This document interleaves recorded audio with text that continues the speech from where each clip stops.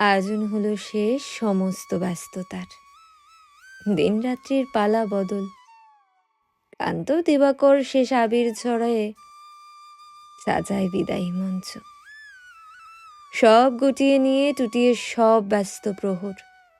এবার যে ঘরে ফেরার পালা। নির্বাক গোধূলির পরশ মেখে বনু ঘাসে সাজানো পথে বাঁকে বাঁকে তীরে জাগা অর্ধমৃত কচুরি ফুলের পাপড়িতে নেমে আসে মায়াবী সন্ধ্যা। এবার তবে বাড়ি ফেরা নিঃশেষে ক্লান্ত চোখে স্পর্শ করে আবগাহী সন্ধ্যার বাতাস।